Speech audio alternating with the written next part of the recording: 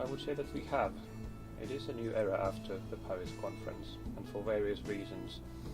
One is that the Paris Agreement really raised the bar in terms of ambition and how far we need to go.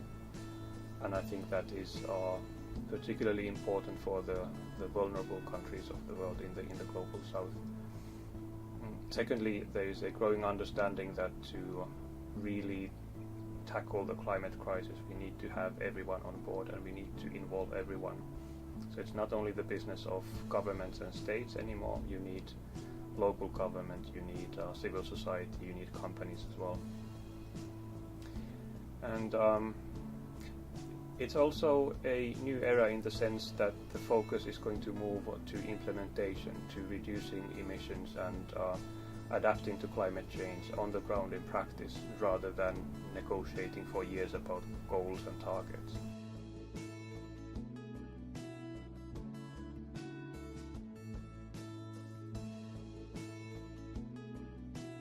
Climate change is such a massive destructive force that if we fail in really mitigating it, addressing it properly, it's basically going to make it either very difficult or even impossible to meet all the other sustainable development goals. And the reason to that is that climate change is such a massive force and it's going to have a hugely negative impact on people and ecosystems if we are failing in properly addressing it. You can see that when it comes to, let's say, poverty. We know that climate change, as it's expected to proceed in the future, is going to increase the number of people living in poverty. It's going to make feeding the people way more difficult. It's going to make it more difficult to provide clean water for people. And in basically all imaginable areas, climate change is going to make it so much more difficult to meet the very basic needs of people, especially in the global south. That basically you could say that tackling the climate crisis is kind of a fundamental goal underlying all other sustainable development goals. And that is why it is so essential that we get it right and we succeed in tackling the climate crisis.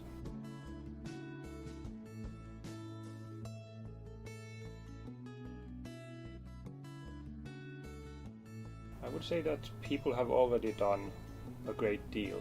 I don't think we would have a Paris Agreement, or at least not in the shape that we know it today, without the public pressure created by civil society movements, NGOs, and just ordinary citizens everywhere.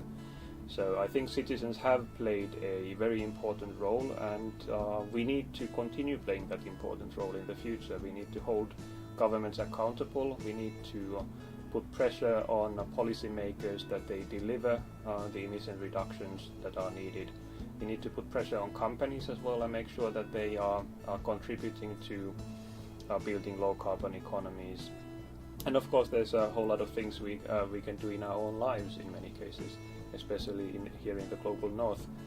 We can try to reduce our own emissions, and we can try to help others to do the same. So I would say that the citizens really do play a central role, and I think it would be quite appropriate to quote the famous American climate activist and writer Bill McKibben when he is presented with the question, what can an individual do? He answers, first stop being an individual. So we also need to organize, and we need to come together to build movements that can have a bigger role and more influence on policymakers than we would just being individuals.